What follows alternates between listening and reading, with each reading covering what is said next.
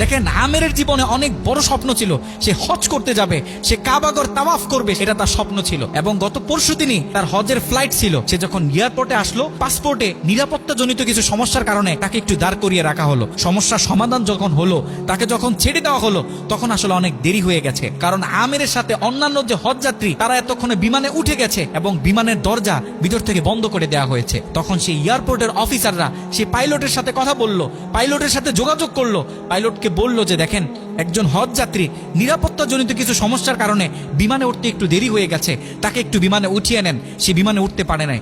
তখন পাইলট স্পষ্ট বলেছে, যেই বিমানের দরজা একবার বন্ধ হয়ে গেছে, সেই বিমানের দরজা দ্বিতীয়বার কারোর জন্য আর খোলা হবে না। একথা বলে পাইলট বিমানটা আকাশে ফ্লাই করলো। সেই অফিসাররা তখন আমেরকে বুঝাইতেছে, দেখো বিমান তো চলে গেছে, তুমি আর যেতে পারবে না, তুমি বাড়িতে চলে যাও, নেক্সট টাইমে তুমি হজে যাওয়ার জন্য ট্রাই করো। তখন সে আমাদের মুসলিম ভাই, সে হজ যাত্রী, সে কি বলেছে জানেন? সে বলেছে, আমি আমার রবের উপর পরিপূর্ণ তাকওয়া রাখলাম, আমি আমার রবের উপর পরিপূর্ণ আস্থা রাখলাম, আমি হজ করেই বাড়িতে ফিরবো, হজ না করে আমি বাড়িতে ফিরবো না।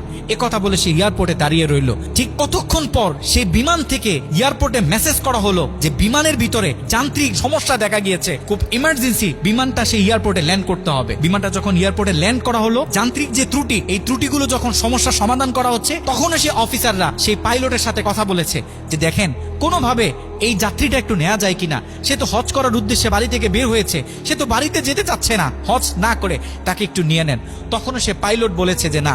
একথা বলে সে পাইলট আবারও বিমানটা আকাশে ফ্লাই করালো। তখনও সে অফিসাররা আমেরকে গিয়ে বোঝাচ্ছে, আমের তখনও বলতেছে, আমার রবের উপর আমার পূর্ণ আস্থা আছে, আমি তো আমার রবকে চিনি, সে আমাকে হতাশ করবে না, সে আমার মনের আশা রাখবে, আমি হজ করেই বাড়িতে ফিরবো। একথা যখন বলতেছে, এর ঠিক কিছুক্ষণ পরে আবারও সেই বিমান এয়ারপোর্টে মেসেজ করলো যে বিমানের ভিতরে এখন আগের চেয়ে বেশি কিছু যান্ত্রিক ত্রুটি দেখা গিয়েছে, বিমানটা আকাশে ফ্লাই করতেছে না, বিমানটা এমার্জেন্সি, আবার এয়ারপোর্টে ল্যান্ড করতে হবে।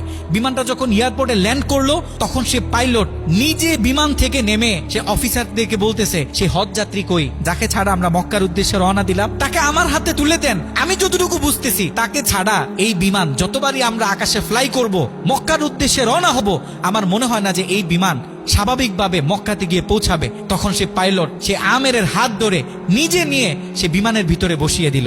দেখেন, আল্লাহ পাক তো স্পষ্ট বলতেছে, ওয়ামান ইয়াতাওয়াক্কাল আলাল্লাহি ফাহুয়া হাসবুহ, যে আমি আল্লাহর উপর তাওয়াক্কুল করবে, তার জন্য আমি যথেষ্ট, যত বড় বিপদ হোক। যখন আপনি আল্লাহর উপর তাওয়াক্কুল করবেন, তখন আল্লাহ পাকের পক্ষ থেকে আপনার উপর যে বারাকা, যে ব্লেসিং গুলো আছে, এগুলো তখন আল্লাহ পাক বাড়িয়ে দিবে।